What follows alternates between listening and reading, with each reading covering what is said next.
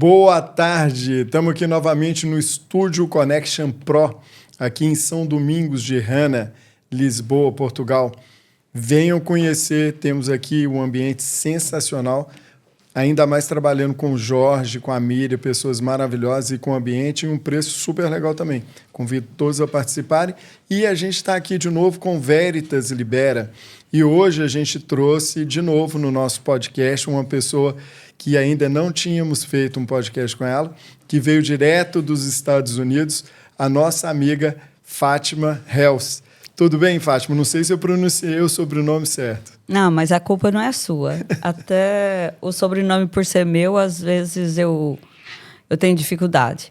É um sobrenome americano, que mesmo quando eu me divorciei do meu marido americano, eu quis manter o sobrenome, porque eu me sentia bem conectada com o país. Eu dizia assim que é como se a América fosse minha mãe adotiva e o sobrenome americano me dá essa sensação Legal. De mãe adotiva, de filha adotiva da América, né? Então é Fátima Helsz. Helsz. Ah. É aquele TH, o som do TH que nós brasileiros não temos. Weather. Yeah. Então é Helsz. Ah, legal. Então seja bem-vinda. Obrigada. Aí eu queria que você falasse um pouquinho do seu trabalho lá nos Estados Unidos, Fátima, porque é muito legal, né? O trabalho Obrigada. Que você começou, que você faz. Eu não sei se você vai querer falar alguma coisa sobre esse ano, o fato de talvez você não poder fazer ou você já decidiu que não vai fazer pelos motivos. Então fala um pouquinho como que você começou trabalhando nos Estados Unidos, que é legal das pessoas saberem. Eu acho que nem todo mundo sabe, né, o trabalho que você faz e como que foi que deu origem a tudo isso. Então, em primeiro lugar, assim, um pouco a culpa é sua. Não sei se você se recorda. Nós éramos amigos, online, né? Muitos anos. E você foi fazer o seu primeiro evento. E eu queria muito estar participando, mas eu não pude. Mas fiquei conectada. De certa forma, colaborei com a presença de alguma pessoa que a gente patrocinou para você. Zé Carlos Bernardes. Então, ali, a gente, em primeiro lugar, a gente firmou nossa amizade mais ainda. E eu descobri um jeito de se fazer alguma coisa, que foi me espelhando em você. Então, quando eu vi o trabalho que você fez, aquilo me despertou. Mas eu não tinha ambição de fazer. E não achava a necessidade de fazer. De repente eu tinha uma ideia, mas o começo sempre é difícil. Para mim foi difícil também fazer tudo sem ter experiência, né? Sim. Mas aí teve um caso específico nos Estados Unidos que te motivou. Sim. Eu praticamente era uma pessoa que não me envolvia com política. Saí dos Estados Unidos, do Brasil, há 20 anos atrás, para morar na região no estado de Massachusetts, na região de Boston, e não me envolvia com política. E como eu sou do estado de São Paulo, do interior, olha que accent bonito, interior paulista, então, igual Minas. Então eu ouvi falar pela televisão de alguém que se chamava Bolsonaro. E eu não sabia quem era Bolsonaro. Por Deus, não sabia mesmo. A minha realidade ali era Maluf, Covas, aquela patotinha, Fernando Henrique, né? Então, eu não tinha conhecimento nenhum de Bolsonaro. E me chamou muita atenção uma entrevista que eu vi o Bolsonaro com o Jô Soares.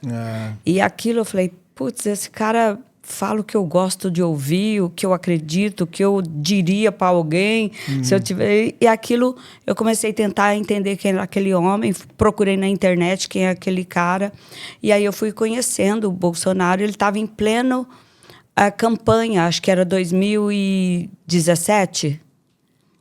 Não, a campanha foi 18, a eleição Mas ele estava na pré-campanha. Pré-campanha então, 17. Porque eu via muitos vídeos dele descendo em aeroportos pelos estados do Brasil, e o povo carregando ele nas costas. É verdade. E aí eu quis entender quem era aquele cara. E me apaixonei por aquele homem. E eu não conhecia nenhum brasileiro envolvido com política. Então eu entrei no Facebook e comecei a procurar comunidades brasileiras lá na minha região. E, resumindo a história, conheci um grupo de brasileiros que ia fazer um evento pró-Bolsonaro em frente o consulado de Boston. Consulado brasileiro de em Boston. Em Boston. E ali eu fui, foi a primeira vez que eu me conectei com um monte de brasileiros, todos vestidos de verde e amarelo, e foi aquela coisa que me contaminou. 2017 ou 2018? Já era 2018. 2018. E na época eu não pude votar no Bolsonaro, porque eu já morava lá há 16, 17 anos, e como eu tinha deletado o Brasil da minha vida, eu não renovei título. Quando eu conheci esse pessoal, eu não tinha mais título de eleitor e também não tinha mais tempo hábil para fazer todo aquele processo. Mas mesmo assim, caí de cabeça, trabalhei, fizemos trabalhos incríveis e ali a gente criou a primeira comunidade ali brasileira para trabalhar pela eleição do Bolsonaro. Conseguimos, graças a Deus, o Brasil ganhou, o Bolsonaro ganhou, porque nós estamos na região de Boston, que é a maior comunidade brasileira dos Estados Unidos, onde o Bolsonaro ganhou as eleições com mais de 79% de votos. Muito bom, E aí, quando eu já estava começando a me envolver com a política, entender o que era política, o Bolsonaro começou a governar, quer dizer, tentar governar, e era todos os dias um leão por dia que ele tinha que matar. E desviar de um monte de hiena, né? Ainda por cima, né? E eu quis conhecer, naquela época teve o Brazil Conference da Harvard, que sempre tem. Mas que ano que era isso já? 22. 22, 22. Abril de 22, eu participei do meu primeiro então foi a sequência, só para montar o timeline aqui, sim, né? Sim. Você ficou sabendo do nosso... A gente já nos conhecíamos, né? Sim. Aí nós organizamos aqui em janeiro de 2022 o evento aqui, o congresso. E aí depois você foi lá em abril, nesse aí? Abril de 22. O evento que eu participei foi o sexto Brazil Conference. Que era organizado, se não me engano, pelo João Dória. Ou não? Não tinha nada a ver com o LID, não? Não, tinha. Indiretamente tinha. Porque, na verdade, quem começou a fazer esse ajuntamento foi o Paulo Lemann.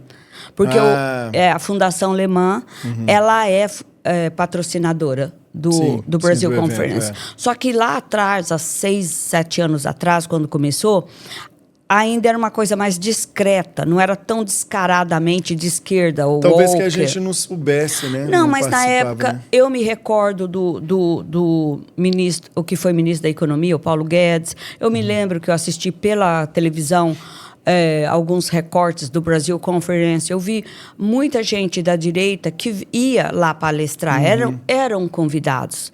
Mas depois do quinto evento, mais ou menos, do quarto, quinto evento, já começou a se tornar a casa da esquerdalha. Ali, como eu te falei, né, eu tentei comprar o ingresso, porque eu moro a menos de 20 minutos de Cambridge, né? Porque a gente fala que a Harvard fica em Boston, onde né? foi feito o evento. Mas, na verdade, a Harvard não fica em Boston. Ela fica numa cidade próxima, que se chama Cambridge. E eu fui a Cambridge, eu tentei comprar o convite do evento, mas já estava esgotado. E eu tenho uma amiga que ela tem uma empresa de tradução. E ela ia trabalhar nesse evento. E ela precisava de alguém para ajudar. Aí ela falou, te contrato, você vai e assiste. Mas só que você não abre tua boca. Por quê? Porque tinha acontecido aquele problema. Problema não, que para nós foi maravilhoso, né? Mas tinha acontecido aquela intervenção do Alexandre Kurz na Inglaterra com o Barroso, que o Alexandre praticamente chamou o Barroso de mentiroso. Foi. E aquilo ainda estava pipocando na internet. Ela falou, você não se manifesta porque você pode ter problema, você pode sair presa daí. E aí eu sabia que eu não podia me manifestar. Mas eu não podia eu não conseguia... Mas parece que também teve aquele negócio que você não... Que eu acho que os convites, eles eram direcionados para as pessoas que eles queriam. Sim, isso sempre teve, até o dia de hoje. Não importa o valor de dinheiro que você tem para comprar, se você não passar pelo crivo deles, você não compra. Eles não vendem. Não. Né? E eu fui trabalhar e lá, como eu fiquei praticamente na área VIP com ela, com a empresa dela, então eu pude ver ao vivo e a cores, pela primeira vez na minha vida, eu fui ter um panorama do que era o Brasil e a política no Brasil, porque até então eu não tinha. E ali eu vi o Zanini, que na época ele era o advogado, né? do Lula, 2 membros da Suprema Corte, o Barroso e o Lewandowski, membros... personagens da comédia, artistas da Rede Globo. Do STF só tinham esses 2? Assim, de nome bem relevante, sim. Lewandowski e Barroso. Muitos artistas da Globo, jornalista da Globo. Tinha Jacques Wagner, tinha Ciro Gomes, toda a nata da esquerdalha, assim, quando eu vi tudo aquilo, eu entendi pela primeira vez na minha vida o que era tudo aquilo. Eu me lembro que eles sempre diziam, nós contra eles, nós contra eles. Na minha cabeça, nós contra eles era a direita contra a esquerda, né? Que eles diziam. Mas não, ali eu vi que não. Ali eu vi que era todo o poder político, econômico, artístico, jornalístico, judiciário contra o povo. O povão, o pagador de imposto, o trabalhador. Ali foi a maior decepção, assim, foi uma decepção tão grande que eu comecei a passar mal.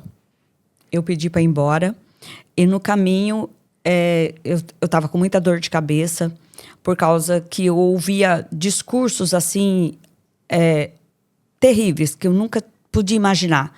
O Dória falando que o Brasil poderia ter tido, no mínimo, 150 mil mortes a mais no Covid, porque o Bolsonaro não comprou as vacinas, quem comprou foi o Estado de São Paulo.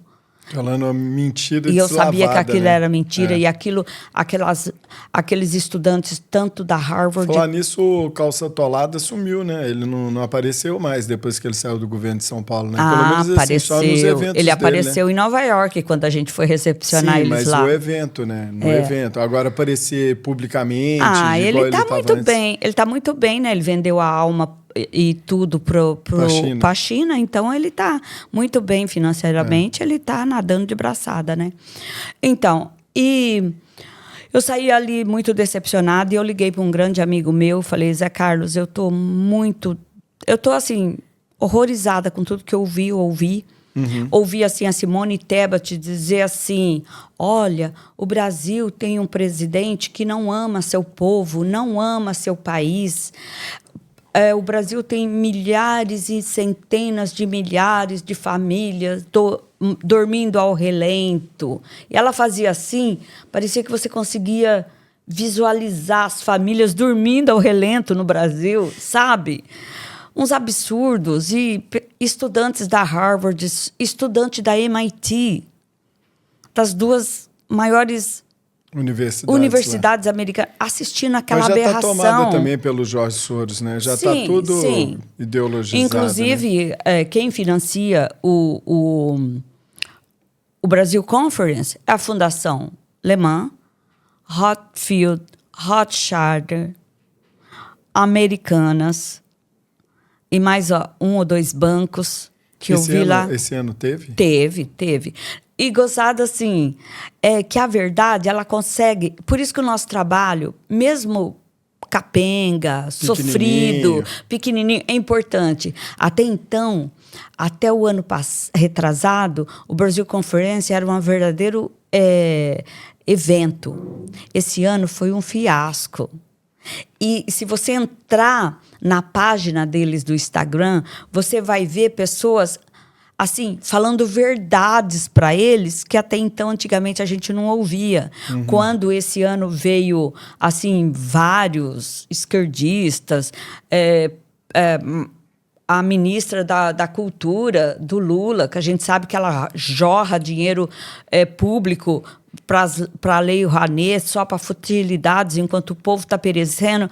Aí você vê lá o brasileiro que já está cansado disso tudo, dessa farsa toda, fala assim, então tá vindo para cá para falar o quê? E o Alexandre de Moraes vai vir também? Como é que vocês vão fazer agora esse ano?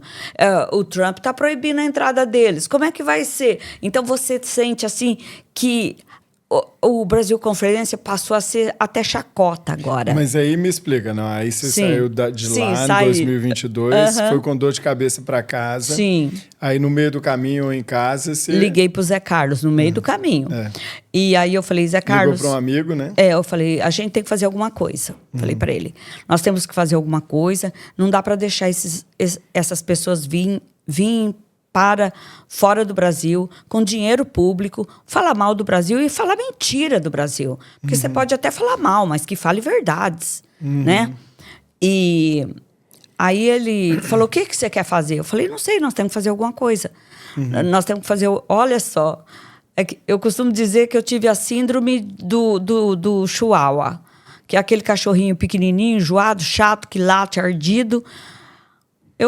Um chihuahuazinho quis enfrentar um pitbull, que é o Brasil Conference, financiado por todas essas instituições. E aí a gente falou, não, vamos fazer um evento e trazer pessoas da direita para falar a verdade, falar para a nossa comunidade, provar para a nossa comunidade que tudo isso que está sendo falado é mentira.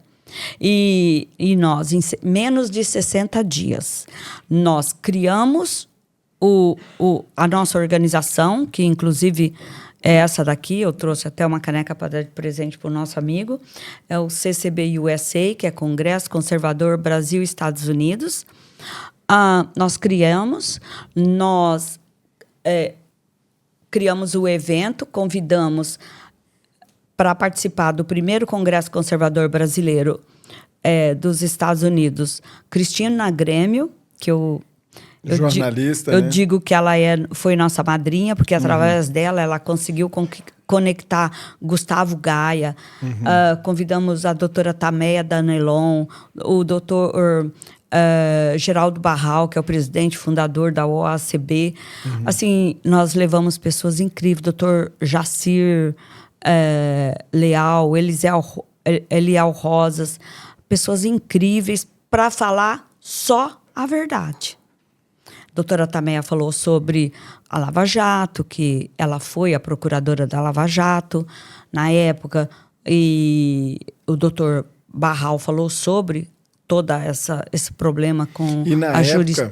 E na época também tinha uma dificuldade a mais, que estava começando a finalizar aqueles lockdowns por causa da pandemia. Sim, as pessoas ainda tinham muito medo, né? Então, assim, foi até um desafio para montar o negócio todo, né? Foi, porque eu me recordo que quando a Cristina Grêmio entrou no avião em São Paulo para Boston, ela tirou uma foto de dentro do avião, ela estava de máscara, porque era obrigada a usar máscara, né?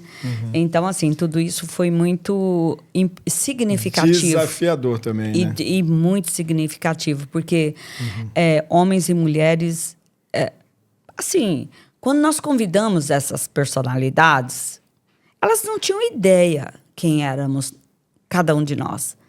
E eles se deslocaram, eles se propuseram a sair do Brasil para uma aventura. Um tiro no escuro. Vou lá para Boston, vou num evento de um bando de doido que está fazendo e estamos indo. Uma comunidade brasileira. E chegaram e foi maravilhoso o evento. E nós começamos... Aí nós criamos gosto, né? Aí começamos a nos conectar com mais pessoas, porque aí nós conhecemos a Elisa, da Espanha, do Patriotas na Espanha. Nós conhecemos a Sâmia, da Liga Conservadora Brasil Alemanha. Conhecemos, além de você, que eu já te conhecia, que você foi o primeiro, a Rosi, do Canadá. conhecemos a... Você conheceu mais pessoas lá nos Estados Unidos? Né? Não, lá nos Estados Unidos, uma grande comunidade em cada... O Newton você já conheceu ou não? O Newton eu conheci nessa primeira vez que eu fui em frente ao consulado do Brasil, de Brasil então, em Boston. Aí o Newton da direita Boston, que antigamente se chamava um abraço Zap. para o Newton aí. Né? Quero mandar um abração para você aí. E quando você vier aqui em Portugal de novo, eu tô te aguardando aqui para a gente bater um papo aqui. O Newton é o pai de todos. O Newton é aquele que abraça todas nós, é o que socorre a gente, é o que ele é muito bom na mídia, na internet. Sim, na rede social. Então ele é fantástico. Ele mesmo que se ele não participar fisicamente, ele sempre vai participar. Que nem nós tivemos agora, sábado passado, o evento em Paris com a Áurea no evento franco-brasileiro, né? O congresso em Paris. Ele, mais de 15 dias, ele faz arte, ele faz... Divulga, assim, ele é um paizão de cada um de nós. Ele é muito parceiro. E o Newton... antigamente a página dele... Mas ele chegou aí no congresso? Em todos. No primeiro, foi? Em todos. Ele é o meu parceirão, amigo, meu amor. Eu chamo ele de meu amor. Porque é muito carinho que ele dedica para cada um de nós, entendeu? Mas eu acho que esse trabalho todo, Fátima, igual você estava falando, né? A gente é uma formiguinha, né? Tentando fazer alguma coisa. Sim. Mas eu acho que o que muda, e eu vejo isso no trabalho que você faz lá em Massachusetts, né, nos Estados Unidos, é que, da mesma forma que cada um de nós, a própria Elisa, né, que fez agora na Espanha o seminário dela lá e tal, o que eu vejo de interessante são as conexões. Então, assim, enquanto no momento de dificuldade as pessoas estão pensando em desistir, você vê um grupo, ou poucas pessoas que se levantam e trazem outras pessoas que, às vezes, a gente só vê pela rede social ou televisão, depende de quem seja. E aí você encontra pessoalmente com essas pessoas e dessas pessoas você consegue extrair conteúdo que pela rede social você não consegue, aí faz com que a gente se conecte de novo e ressurja aquela motivação, até mesmo uma fé de continuar lutando. Sim. Porque a luta é difícil, né? E tudo é muito difícil, né? Não quero tecer nenhuma crítica, mas já fazendo, né? Contra a direita. A gente fica triste numa parte que você vê que a direita não se empenha tanto para participar.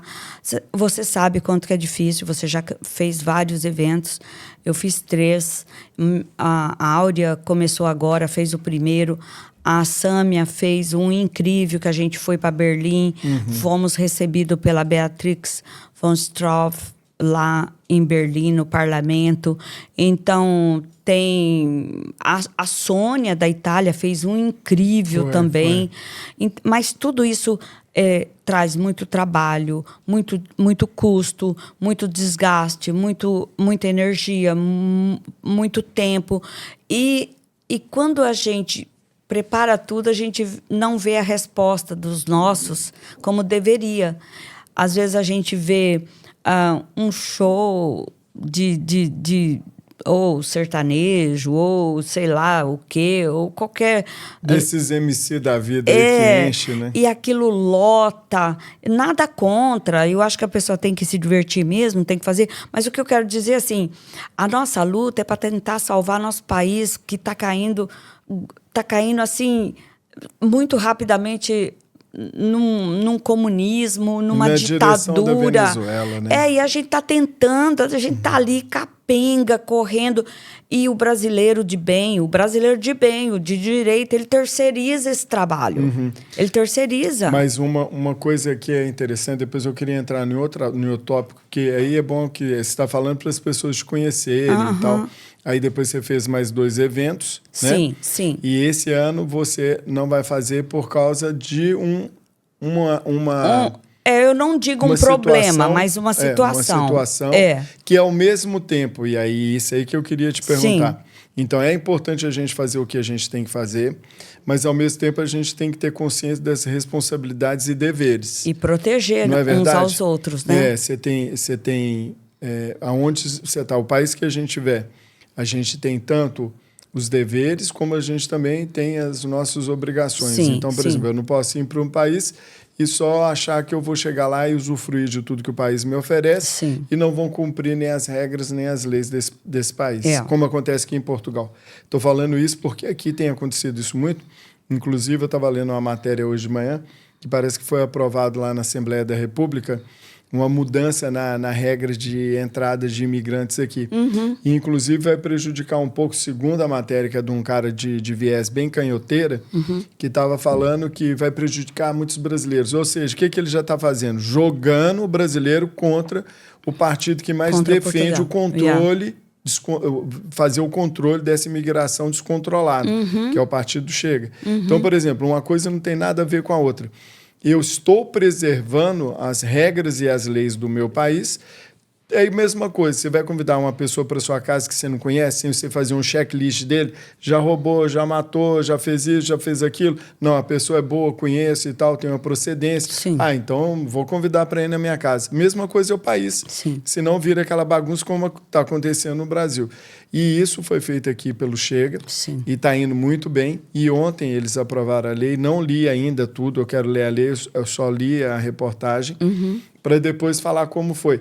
Mas, de regra geral, é fazer com que, por exemplo, para as pessoas fazerem reagrupamento familiar, a pessoa vinha para cá, estava trabalhando ou chegou.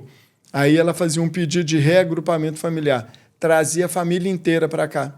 Entendeu? Então, por exemplo, um muçulmano que é casado com 3, 4, 5 mulheres, não sei como é que é o esquema assim na prática, mas poder pode. Pode. E aí traz uns 20 filhos para cá. Eu estou exagerando, mas é um exemplo. Sim. E aí fazer reagrupamento, todo mundo pode morar no país. Sim. Direito à saúde, não está pagando imposto, não está contribuindo para o país, não está produzindo, o governo vai dar subsídio, cada filho ganha um subsídio para morar aqui.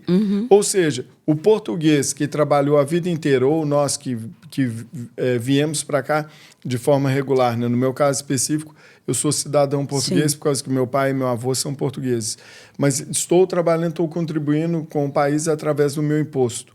E aí vem essas pessoas que têm toda essa regalia, que eu não acho que elas não possam vir. Só acho que elas têm que cumprir a mesma regra que eu tenho. Também acho. Por que eu, português, né, brasileiro, mas cidadão português, pago meu imposto, contribuo, não tenho mordomia, tenho que trabalhar, acordar cedo todo dia e dar ali meu contributo para a empresa, senão não vou ganhar meu salário ou, no mínimo, vou ser demitido. E eles podem chegar com essa mordomia toda do governo. Então, é nesse sentido que eu coloquei dos Estados Unidos fazendo esse parâmetro, porque, por exemplo, o Trump está fazendo isso lá agora nos Estados Unidos. Sim. Mas, por outro lado, ele está sanando um mal que já estava implementado nos Estados Unidos, que é o mesmo que está aqui na Europa.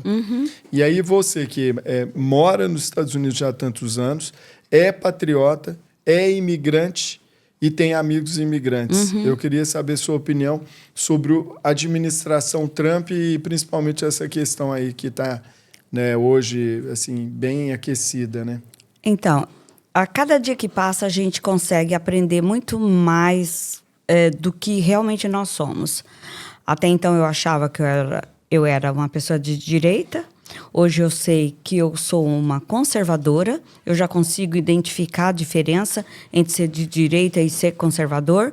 E mais, eu aprendi também, com tudo isso que está acontecendo nos Estados Unidos, a entender que se aquilo que você acredita, aquilo que você defende, se você é seletivo ou se você realmente defende aquilo independente de qualquer custo que venha te custar.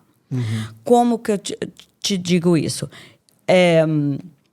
Muitos brasileiros, quando sai assim, até em jornais brasileiros, que lá tem vários, olha, a administração Trump cortou 6 milhões de dólares da educação de Massachusetts. Você consegue identificar aqueles brasileiros que já estão convertidos, já sabe o que é bom para o país. Aí responde assim, mas você não está dizendo por quê? Ué, se a governadora estadual não aceita as regras federais, por que ela quer o dinheiro federal? Ela que sobreviva com o dinheiro estadual. Então, você consegue perceber a maturidade, como que o imigrante conservador já encara tudo isso com maturidade, já não se deixa levar por essas influências, né? jornalísticas que usa muito isso. Então, isso me traz muito orgulho. Né? E isso me traz orgulho, porque eu estou vendo que a nossa comunidade brasileira lá, ela está muito madura. Isso é muito ela bom. não... 80% do imigrante brasileiro, mesmo ilegal, ele não está contra o Trump. Eu tenho uma vizinha que ela tem um filho da idade da minha neta e ela chegou na minha casa e disse assim, Fátima, eu corro o risco de ser presa, deportada, e se eu for pega, eu preciso de uma cidadã americana para ficar responsável pelo meu filho até ele poder ir para o Brasil. Você faria isso por mim? Faço. Eu achei que ela ia estar revoltada contra o Trump. Aí eu falei, como você tá, Lu? Ela falou, eu tô de boa. Eu peço a Deus que saia alguma lei para as pessoas de bem. Mas eu fico tranquila de saber que os criminosos estão indo embora. Os bandidos estão indo embora. Então, você vê essa maturidade. Tem uma coisa que aconteceu, só para fazer um parênteses aqui, que é importante, Fátima. Você vivenciou isso, talvez, talvez não tão intenso igual aconteceu aqui em Portugal. Mas quando chegaram as eleições do Brasil, só para você ter uma ideia, isso aí é só um exemplinho, pequenininho. O que vieram de pessoas da esquerda do Brasil, PT e Companhia Limitada, que vieram justamente para cobrir as eleições e trabalharem nas eleições. A gente conseguiu minimamente ter alguns representantes, por causa que a Carla Zambelli, a Bia e tal ajudaram a gente para poder ter delegado e os fiscais, né, para poder acompanhar as eleições, mas eles já tinham tudo montado, estava tudo preparado, vieram aquele monte de canhota para cá. Assim eu acredito que deve ter acontecido lá também. Mas isso é só um exemplo daquilo que pode acontecer quando eles querem manipular as ações que a esquerda quer fazer em determinados países. Então, a gente tem a comunidade brasileira, tem as comunidades hispânicas, esse negócio todo, mas a influência que existe quando não tem controle de imigrante dentro do país pode ser malévolo. Igual, por exemplo, a gente fala sobre o pessoal que defende o Hamas, né, que o Trump está tirando de lá. Você defende o Hamas, então não vai ficar aqui, porque a gente não defende terrorista. Porque, inclusive, quando a gente vai para a entrevista de imigração, quando eu me recordo que eu fiz 2 vezes. Eu fiz a primeira vez quando eu fui requerer o green card e depois quando eu fui fazer o teste para cidadania. Nas 2 vezes, as perguntas são baseadas nisso. Você apoia algum tipo de grupo terrorista? Você faz parte de algum grupo de terrorista? Você participa de alguma célula? Então, assim, eu acho que, diferentemente da Europa, os Estados Unidos estão um pouco mais privilegiado, porque a própria Constituição americana condena o comunismo. Então, mesmo quando o Trump agora está sendo chamado pelo americano esquerdista, está sendo chamado de fascista e isso e aquilo, igual chamam todos os grandes líderes da direita, a comunidade latina, ela apoia praticamente, em 90% da maioria, apoia o Trump. Por quê? Porque os latinos já nascem conservadores. Nós já somos de origem cristã, conservadora. Então, por mais que aí essa luta que está acontecendo, essa perseguição que está acontecendo com imigrantes, não abala a estrutura do imigrante latino, porque nós, latinos, a gente é conservador. E uma coisa assim, que eu acho maravilhoso, o latino, ele foi o responsável pela vitória do Trump nos Estados Azuis. Né? Não sei se a sua audiência sabe. Mas tem que explicar. O azul é o democrata, né? Que é a esquerda nos Estados Unidos. Então, eu moro no norte dos Estados Unidos. E o norte é considerado the blue wall, que é o paredão azul. Então, são os estados mais importantes das 13 colônias de onde nasceu os Estados Unidos. E É Nova York, Massachusetts, New Hampshire, todos eles são todos esquerdistas. democratas, É. né? E outra coisa que a gente percebeu que Ai, alguém pode desligar esse telefone? Quem que tá com o som alto aí do telefone? O telefone? Ué, mas desculpa. O que eu acho interessante, a comunidade brasileira, não só a brasileira, a comunidade latina no geral, apoia o Trump e o Partido Republicano, e esse foi o fiel da balança na vitória do Trump nos estados azuis, e ele tem essa consciência, porque nós somos cristãos. Cristãos e conservadores por natureza. Então, uma coisa que essa própria comunidade já conseguiu identificar foi quando a imigração falou de grande deportação, o primeiro plano de deportação era criminosos de todas as espécies. E o que a gente chama de czar da fronteira, ele falou assim, olha... Fronteira, ele está cuidando mais do México ou ele cuida das duas? Ele é o responsável por toda Canadá o bordo. e México. De toda a fronteira dos Estados Unidos. Mas é a mesma coisa que eles fazem no México, eles estão fazendo no Canadá também? Em todos os lugares. Mas o que ele propôs? Inclusive, tem vídeo dele falando isso até no CPAC. Ele subiu no palco do CPAC e ele disse... Nós queremos que os governadores e os prefeitos das grandes cidades entreguem os criminosos para nós. Entregue os que estão nas penitenciárias, nos presídios, estão indo para a corte, responder corte, e aqueles que são pegos também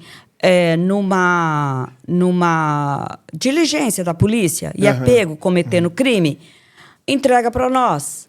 Por que ele está querendo isso? Porque se a polícia de cada estado e de cada grande cidade, metrópolis, feito Boston, Nova York, entregar os bandidos ilegais para a imigração não bota a mão no cidadão de bem, mesmo entendi. Ilegal. O que aconteceu? As governadoras de Massachusetts, de estados democratas, Maine, Nova York e o governador de New Hampshire, que são os estados, New Jersey, que são os estados azuis, esquerdistas, falaram, não, nós somos considerados... New Hampshire também não é? Democrata? Mais ou menos. Ele mudou de ideia rapidinho. Entendi. Ele foi inteligente. Ele quis entrar na onda esquerdista, mas ele viu que a punição ia ser grande, ele pulou fora e aceitou as regras do Trump. E aí, ele disse elas disseram, não, nosso estado, nossas cidades são estados e cidades santuário. Aqui você não entra. Aí foi onde o Tom fez aquela frase. Então é por isso que está acontecendo isso lá no norte. Isso. Então. Nordeste, né? Nordeste. Ele fez aquela frase que viralizou. Então, Massachusetts, eu descerei com o inferno em Boston. Você lembra dessa frase? Foi em resposta à governadora de Massachusetts, que diz que lá a imigração não entraria. Então lá o negócio está mais forte, então. Sim, Massachusetts... Califórnia também, não está? Não. Califórnia, mais ou menos. É mais criminoso mesmo. É mais facção mexicana, porque a economia asiática, dos Estados Unidos também, ela depende muito das pessoas de bem que trabalham, mesmo os imigrantes que não conseguiram legalizar. Os Estados Unidos é formado por mão de obra imigrante. Pelo menos as mais braçais, né? Sim. E aí, aí virou uma guerra particular. Eu falo assim, como é que fala? Queda de braço. Queda de braço entre a imigração e o governo Trump e a governadora de Massachusetts e a prefeita. Aonde foi aquele lugar onde o pessoal recebeu o carro deles, que eles foram Não, lá Com pedra e Lá tal. foi na Califórnia. Foi na Califórnia? Lá em Los Angeles, que o Trump mandou o exército para lá, né? Não é aquela não. Um vídeo recente que eu vi, eu acho que foi essa semana agora mesmo. Me parece que eles foi entraram no numa meio do fazenda, estado. alguma coisa para poder Michigan, pegar alguma coisa assim. o pessoal ilegal, né? É. E aí quem estava lá, que provavelmente sim. não é ilegal, começou a jogar pedra no carro. Sim, foi. Eu vi, mas eu já estava viajando. Eu não estou bem a par disso. Eu só vi assim, mas Por não alto, inteirei. né? É. Por alto. Mas a governadora de Massachusetts, ela continua, porque os outros governadores já cederam. Você fala até Nova York? Cedeu. Está cedendo. Está cedendo, está entregando bandidos que estão indo para cortes, estão entregando o que eles chamam de abusadores de menor. Que é E aí eles estão jogando esse pessoal de volta para o país deles, né? Estão mandando para El Salvador ou naquela prisão que eles acabaram de refazer. Alcatraz, Alcatraz, né? que eles estão reformando ela, né? Isso. São bandidos de altíssima periculosidade. Periculosidade. Não aprende inglês e desaprende o português. Então, e a prefeita de Boston, ela é chinesa. Nada contra, mas... Não, nada contra, desde que não há suspeita de que ela foi eleita com financiamento do Partido Comunista Chinês. Sem falar que agora o Trump deu uma reportagem, ou ele estava falando quando ele está fazendo aquelas falas dele lá, né? Que eles já têm evidências, provas, né, de que houve fraude nas eleições de 2000 quanto foi? 20, né? 2020. Foi 2020, aí ele assumiria em 2021, que foi quando o Biden ganhou. Que teve o 6 de julho. Que aí tiveram vários caminhões que eram de chineses que estavam levando lá os malotes e colocando lá aquele monte de cédula, né? Porque nos Estados Unidos pode votar por cédula, né? Tem estado que você não precisa nem apresentar a sua identificação para votar. É ridículo. Foi por isso que o Partido Democrata, que é o Partido Azul, Partido Esquerdista, abriu as fronteiras para os imigrantes, porque eles tinham estados esquerdistas, lugares esquerdistas, que você podia votar só com a sua carteira de motorista. Então, eles já entravam no país com documentação de Social Security, às vezes até com green card, coisa que tem brasileiros, tem qualquer latino lá, trabalhador, mora 20, já tá 25 anos, não tem um green card. Você entendeu? É difícil, E eles entraram para lá com a intenção de eleger o Biden ou qualquer democrata, né? Então, tem esse problema em Massachusetts, que é a governadora, Mas você acha que ela tem não alguma... cede. Então, ela não cede. Você acha que ela não vai ceder? Ela continua não cedendo e o Trump está apertando o cinto com ela. Mas você acha que cede em um determinado momento ou não? Você acha que ela vai querer resistir aí? Agora ele cortou ruim, o dinheiro da educação, que o governo federal mandava para Massachusetts, ele cortou. Eu acho que cada vez ele vai cortar mais. E como a gente faz eventos com a comunidade brasileira, e uma grande parte dessa comunidade são indocumentados, a gente não acha de bom tom a gente fazer um evento para aglomerar pessoas que possa colocar essas pessoas em risco. Justamente por causa da briga que está tendo a governadora não querendo respeitar as regras novas. Então, quando a gente fala, né? e o Trump está... Eles falam assim, o Trump está perseguindo o imigrante. Não, a culpa é da governadora. Porque ele fez uma proposta, como diz o americano, I make a deal. Eu fiz uma proposta para você, eu fiz um acordo. Você me entrega os bandidos, eu não ponho a mão no povo trabalhador, porque a América precisa dessa mão de obra. Ela simplesmente falou, não, no meu estado você não faz isso. Na verdade, ele está querendo os bandidos que já estão presos. Sim, e ele tem uma meta de deportação, né? Porque entrou muita gente. E entrou... Ilegal, né? E entrou bandidagem. Membros do PCC mesmo em Boston estava cheio. Então, isso que eu ia te falar. Aqui em Portugal, para você ter uma ideia, eles já estão ocupando vários espaços. Inclusive, isso é uma reportagem nova que eu estava vendo, não sei se foi semana passada, que tem uma rota num porto aqui. Você lembra, Tânia, onde que era? Que eles fazem a entrada da droga que vem da América Latina e daqui eles distribuem para a Europa inteira. E quem que está fazendo o controle disso tudo é o PCC. Entendeu? Então, assim, e aqueles lugares onde tem aqui em Portugal que já existia os grupos que faziam isso, eu não sei se eles entraram em acordo, que tem muito tempo que eu li uma matéria que dizia que eles estavam ocupando os espaços dessas outras facções criminosas. Aí você já imagina como que eles ocupam esses espaços, né? Conquistando mesmo, através da violência. Então, aqui também não está uma coisa muito boa, não. Eu acredito que nos Estados Unidos deva estar mais ainda tranquilo do que hoje já está aqui na Europa. Porque assim, o que eu chamo de tranquilidade? Primeiro que o Trump não tem medo. E segundo que a Constituição garante isso. Garante. Né? E a nossa Suprema Corte, eu falo a nossa, que eu me americana, a americana, ela não está corrompida como a brasileira. Então, você ainda pode confiar casos assim... Nas decisões. Casos assim, de atitudes que o Trump tomou, foi julgado na Suprema Corte, todas elas deu favorável ao Trump. Todas.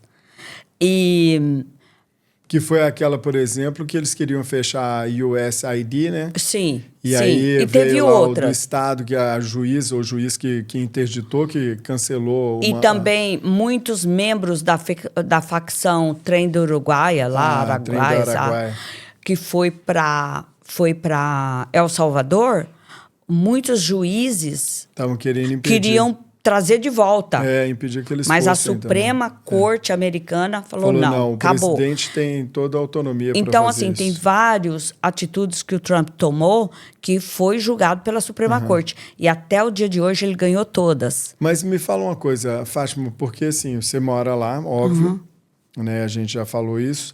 Mas o que é interessante é, por exemplo, cada pessoa vai ter um sentimento a respeito do que está acontecendo. Sim.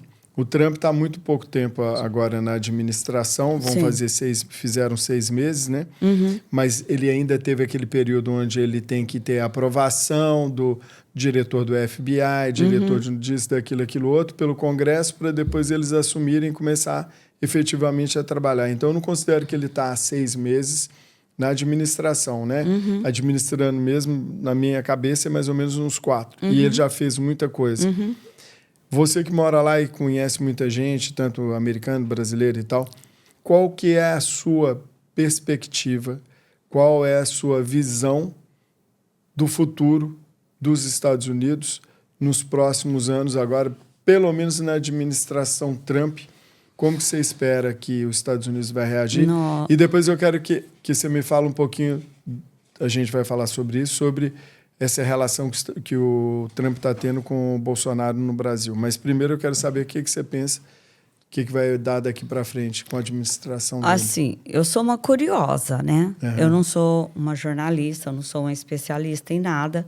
É só paixão mesmo e comprometimento. Porque a partir do momento que você entra nessa luta, é meio difícil você... Muitas vezes você acorda de manhã e fala assim, chega, acabou, não quero mais. Mas aí você não consegue. Mas eu vejo como popular, tá? Então, como eu moro numa região muito esquerdista, o americano, democrata, lógico que ele está odiando tudo que o Trump está fazendo. Isso é lógico.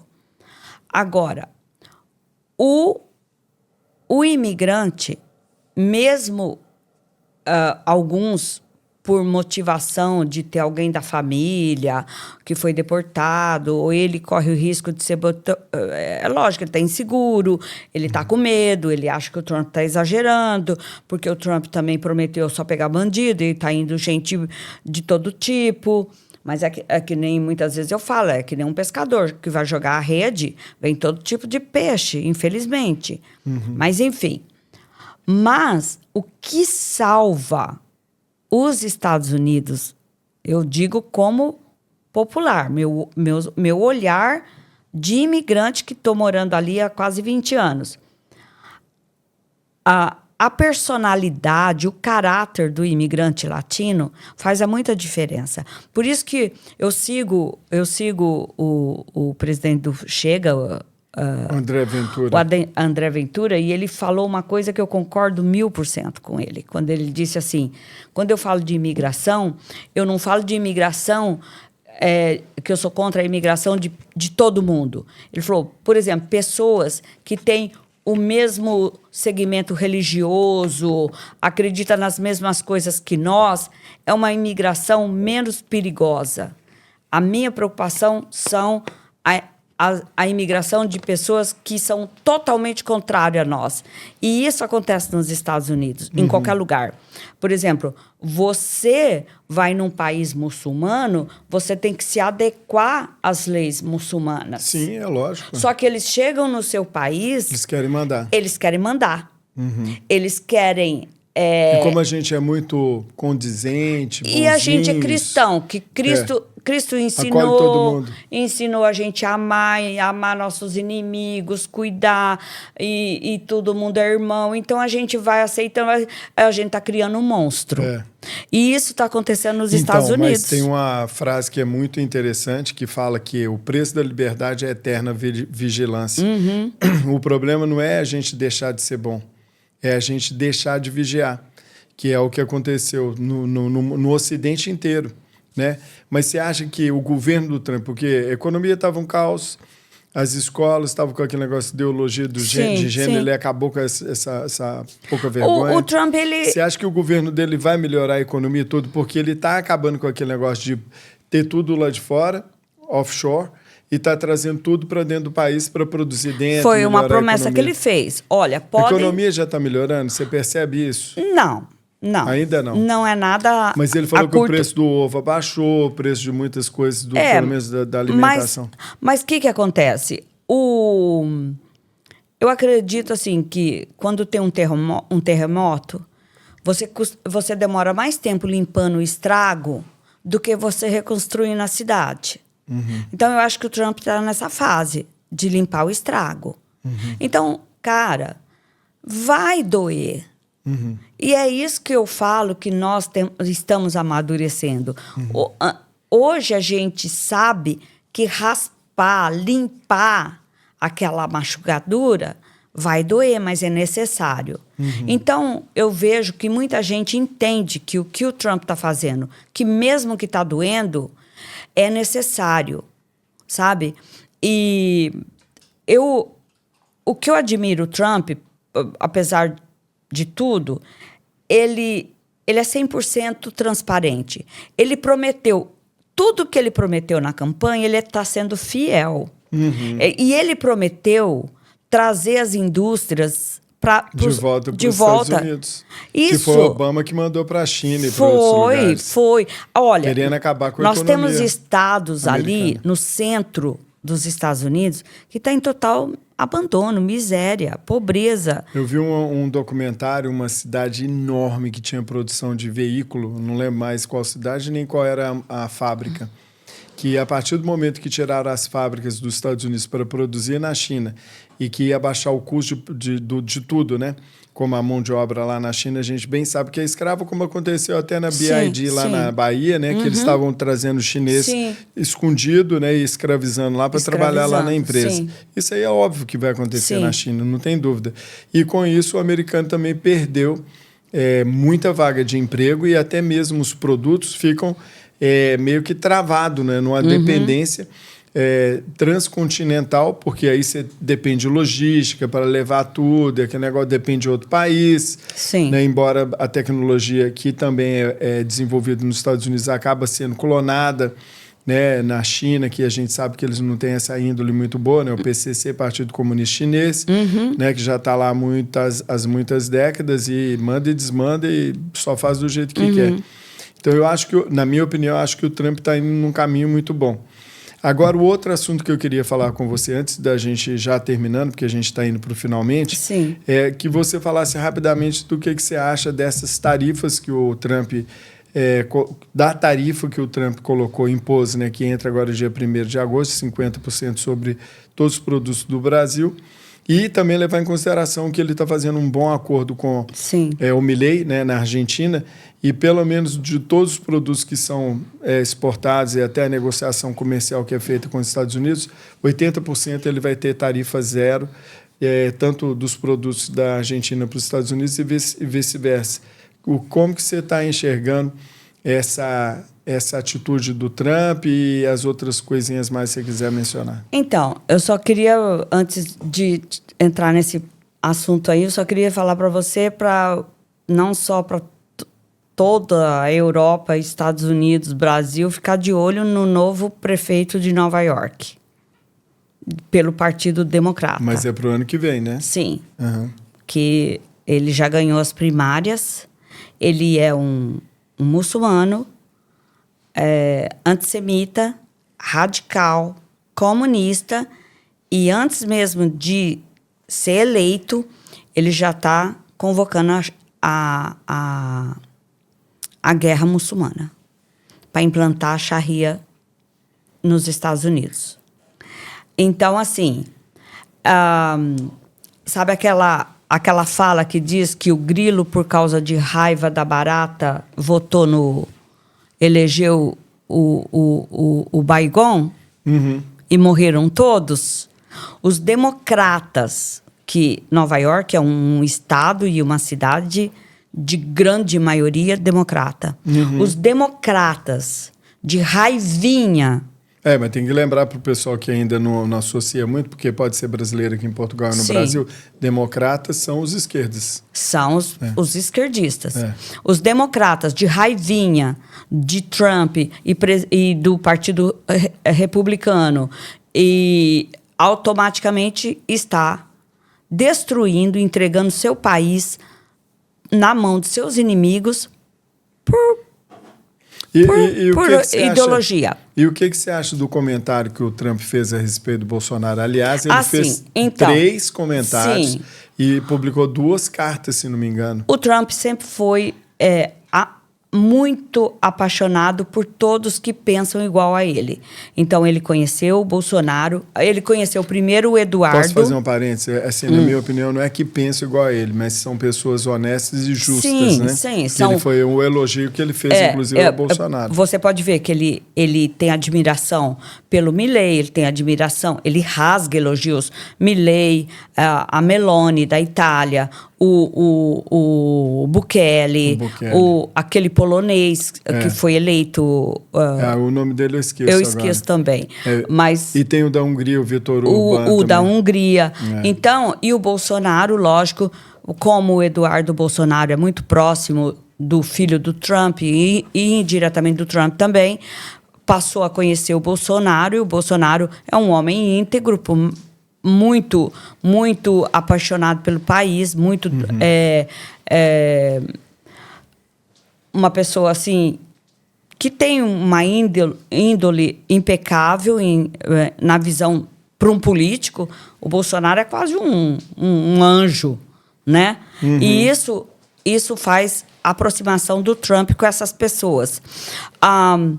Eu particularmente, conhecendo um pouquinho do americano, eu sei que a América é tudo para a América. Primeira América, segunda América, terceira América.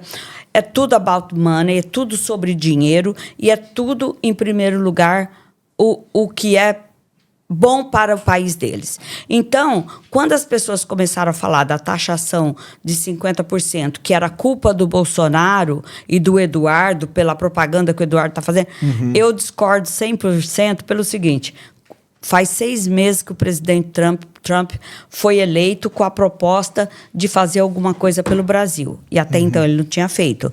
Lógico que ele tem muita coisa para fazer, ele tem sinalizado, mas efetivamente ele não tinha feito nada contra o Brasil. Que dia que ele fez? Um dia depois da reunião do BRICS. Então não foi por causa do Bolsonaro, foi porque o presidente Lula, o Brasil, quis ferrar com os Estão Estados querendo Unidos. criar uma moeda própria, ou então isso. usar outra que então, não seja o dólar. Não vem falar que, por mais idiota que a pessoa possa ser, não vem acreditar que a 50% de taxação foi por causa do Bolsonaro. Que interferência não foi. uma pessoa vai ter no outro país Ele pode assim, né? sim, ele vai fazer sanções, porque ele está vendo o Brasil... As questões de direito humano. Sim, mas financeiramente, o que tocou o Trump para tomar essa decisão foi o risco que o dólar e o presidente e os Estados Unidos estão correndo de perder mercado, que é coisa que eles nunca vão aceitar. Então, entenda uma coisa: o americano não vai te salvar só porque ele quer cuidar de você. Ele vai te salvar porque você pode ser uma ameaça no futuro. Você pode ser importante ou não para ele. Ele vai decidir o que é bom para ele, não é para você. Então... porque ele não pode interferir em soberania de outro país. Mas o Lula pode. Né? Mas o Lula pode, né? Não, mas assim, veja bem, Sim. o Biden também interferiu. Sim. Mas, assim, se você pensar que nós, conservadores, somos pessoas que respeitamos as leis... As regras, as então leis... Então, eu parto do princípio que o Trump também está fazendo isso. Sim, sim. Então, ele não vai interferir na soberania do Brasil, mas ele pode e deve, né, aplicar sanções para que, né, o desgoverno lá do Nove Dedos lá no Brasil perceba, e a grande elite, né, perceba o mal que eles estão fazendo para eles mesmos. É lógico que é 1000 vezes... ele ter o Brasil como parceiro, tendo o presidente Bolsonaro como presidente, que as coisas fluem com mais facilidade e coerência do que ter no Brasil um presidente que o tempo todo se alia com os inimigos, os maiores inimigos dos Estados Unidos. Não, e são terroristas, né? Grupos terroristas, sim. né? Então, nesse ponto, assim, eu acredito, sim, que o Trump, ele tá aos poucos tentando fazer alguma coisa. Mas ele tem um apoio bem particular para o Bolsonaro, que ele também gosta. Lógico, né? ele é muito melhor ter o Bolsonaro, ter o Milley, o Bolsonaro. Afinam, né? Sim. É muito melhor ter o Bolsonaro. Aliás, ter o Bolsonaro como presidente do Brasil é melhor para o mundo inteiro. Porque o Brasil era considerado um país de paz. Olha o que está virando o Brasil, porto seguro de terrorista, manda buscar de avião da FAB uma condenada no Peru, aceita os maiores criminosos e terroristas até com cidadania brasileira já, sabe? Então, é lógico que o mundo vai ficar mais seguro se a gente tiver um Brasil mais conservador, como sempre foi. Como sempre foi. Agora, que eu sei que é duro falar isso que eu vou falar, mas que é pouco, 50% ainda é pouco. E tem um senador que está porque quanto indo para mais esse povo uma sanção de 500%. Você viu isso eu também, vi, né?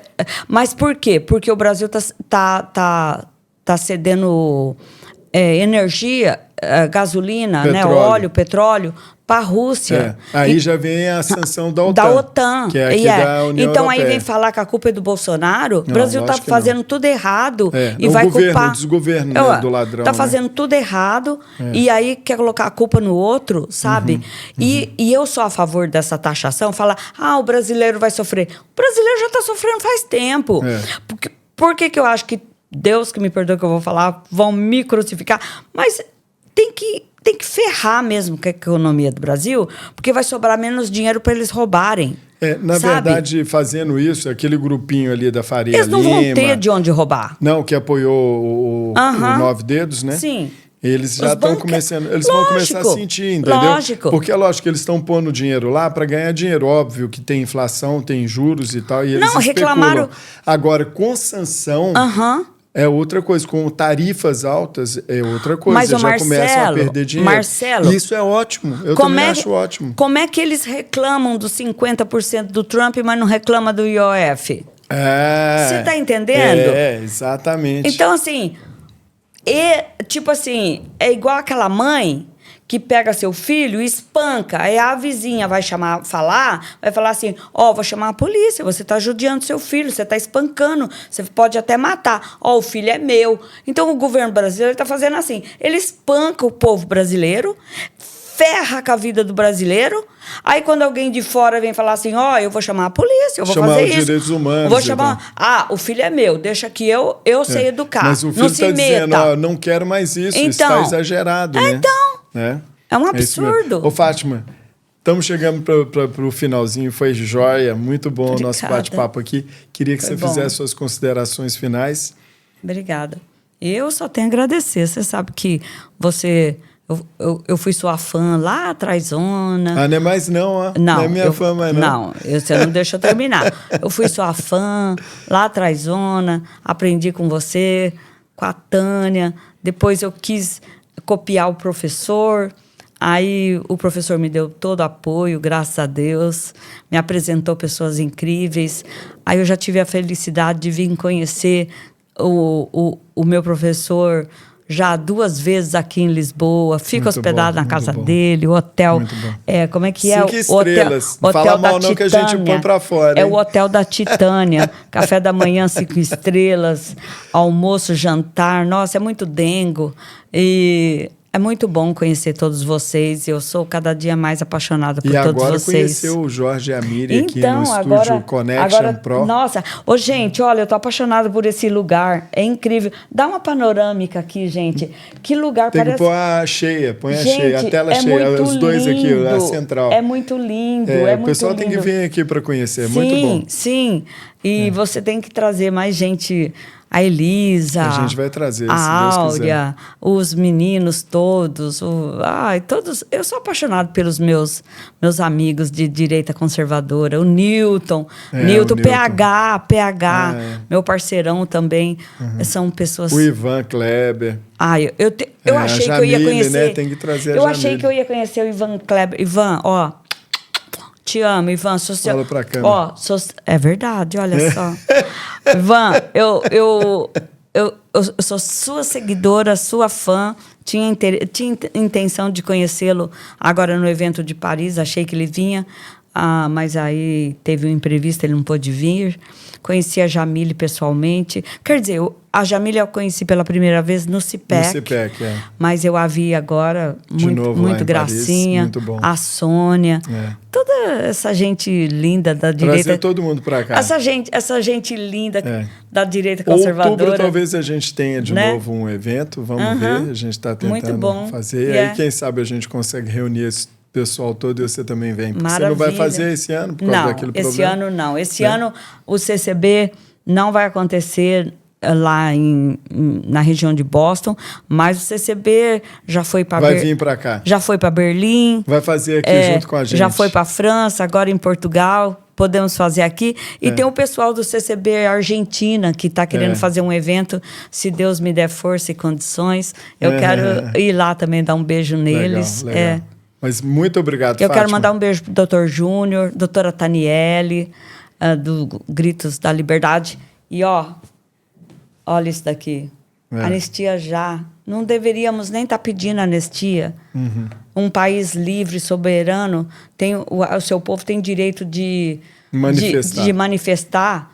Eu não aceito, Os que depredaram realmente, eles têm que pagar porque está previsto na lei. Agora, a pessoa que não cometeu nenhum tipo de crime... Mas até a lei não garante aquilo ali. Não, e outra, pintar com batom a estátua, 14 anos de prisão, a mãe de família. Então, quero dar um beijo no trabalho maravilhoso que a Taniele e o Júnior fazem, e vários outros advogados, né? Estou falando deles dois porque eu estava com eles ali na França.